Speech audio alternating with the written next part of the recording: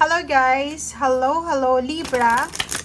Welcome dito sa aking channel Libra. Alamin natin kung ng messages, vibration, gabay, energy para sa lahat. Ito ay general reading, so pwede kang makaresonate. Gamitin mo ang iyong intuition sa panonood. Pasensya na. Ang lagkit ng baraha. Bago lang kasi. Okay, Libra, guilt, loneliness, patience. Ito yung mga possible na past issues sa buhay mo or pwedeng present issues. So, nakikita natin na may ibang Libra siguro na malungkot, feeling alone, feeling nila mag-isa lang sila sa buhay, sa mundo, feeling nila walang dumadamay sa kanila, feeling nila yung pamilya nila inaabandon na sila, feeling nila relationship nila is imbalance. Alam mo yun, mga nagsa-self-pity tayo. Okay?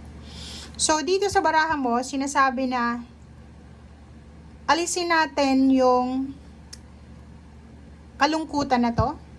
Alisin natin yung guilt feeling. Alisin natin kung ano yung alam natin na hindi makakabuti sa buhay natin. And tanggapin natin na ang lahat ng nangyayari dito sa mundo ay in divine's order. 'Di ba?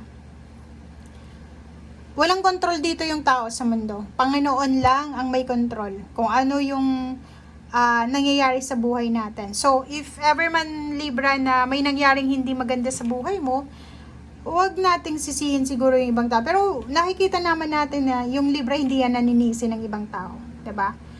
Ang Libra, pag may mistake silang nagawa, tinitake nila yung responsibility.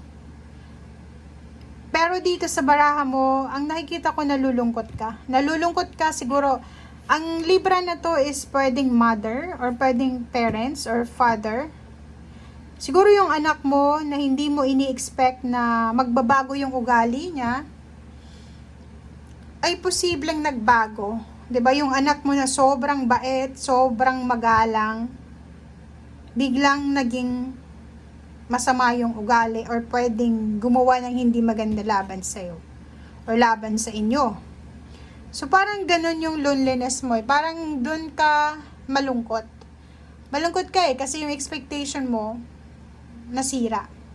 Nagigilty ka rin kasi parang feeling mo yung actions ng anak mong yun is responsibilidad mo. Pwedeng feeling mo na pabayaan mo sila or feeling mo ikaw yung may rason or ikaw yung rason kung bakit nangyayari ito sa buhay nila. So, tanggapin natin Libra kung ano yung nangyayari sa ngayon. Everything happens for a reason, guys. Okay?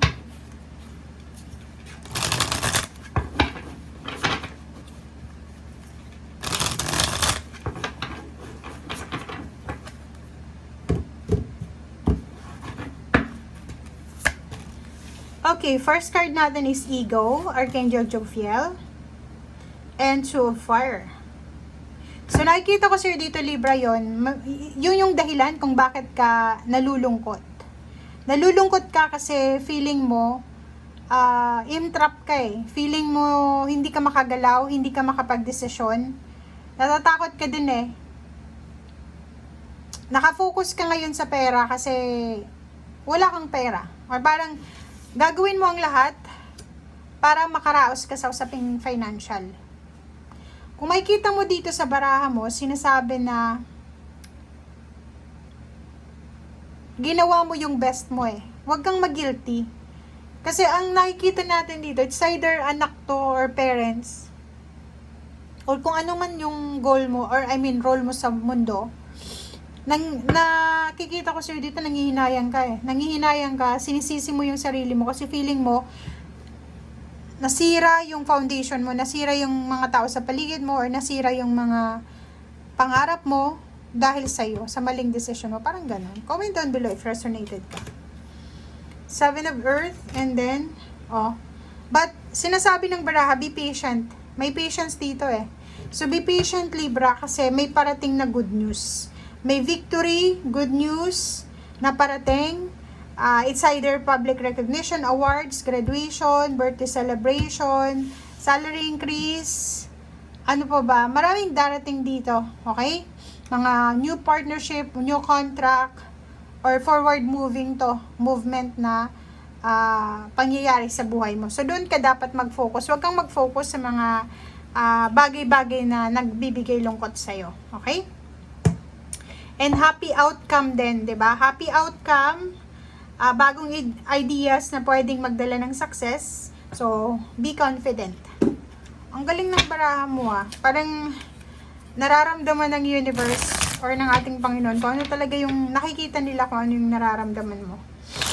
Okay? Minomotivate ka Sobrang motivation to. Huwag kang malungkot kasi ang daming darating sa'yo. 6 of Fire, 7 of Earth, 19 na the Sun, and then 2 of Fire. Diba? New partnership, new contract, relationship, bagong ideas na pwede magdala sa'yo ng success, good news, victory, recognition, rewards. Ginawa mo na yung best mo diba? Seeds well planted. So, hindi ka na dapat nag-aalala. Ginawa mo yung best mo, so, yun nga may kasabihan tayo na nasa tao ang gawa, nasa Diyos ang awa. 5 of Pentacles, may problema ka ngayon sa pera. Huwag kang mag-alala. Kasi, yun na nga, matatapos din yan. Hindi naman yan mag-stay sa'yo forever. Okay? If may problema ka sa pera, kailangan mo ng pera, wag na wag kang papasok sa mga scam na yan. Like yung, like for example, wala ka nang pera, tapos i-invite ka pa sa mga pyramid scam. Kailangan mo magbigay ng pera para makapasok ka, para daw kumita ka ng malaking halagang pera. Huwag kang papasok sa ganun, okay? Iwasan mo yan sa ngayon kasi 7 of Swords Pwedeng may mga tao dyan sa paligid mo na sasamantalahin yung problema mo sa pera. Okay, so nakikita natin dito guys na if may mag-offer sa'yo ng like yun, mga scam na yan na yayaman ka daw in 1 month, kikita ka ng ganito ganyan, mag-iingat ka, pag-isipan mong mabuti, okay? Yung future mo pala ay nagsasabi na hindi, kung ano yung nangyari sa'yo sa buhay mo sa ngayon, hindi yan yung future mo, diba? Kasi nasa Wheel of Fortune yung future diba? So, magiging sobrang masaya ka. Okay? Makukuha mo kung ano yung deserve mo talaga. Okay? So, sa ngayon, sinasabi ng Barasa Libra na acceptance. Kailangan nating tanggapin kung ano yung nangyayari sa buhay mo sa ngayon. If pera yung problema mo sa ngayon, sinasabi ng barahan na kaya mo daw yun na i-resolve. Kaya mo daw na proteksyonan ng sarili mo kung pera yung problema mo. If relationship naman, dun ka magkakaproblema kasi hindi mo hawak ang bawat emosyon ng mga tao sa paligid mo. Pero ang future mo, sinasabi na, may pagbabagong magaganap yung future mo.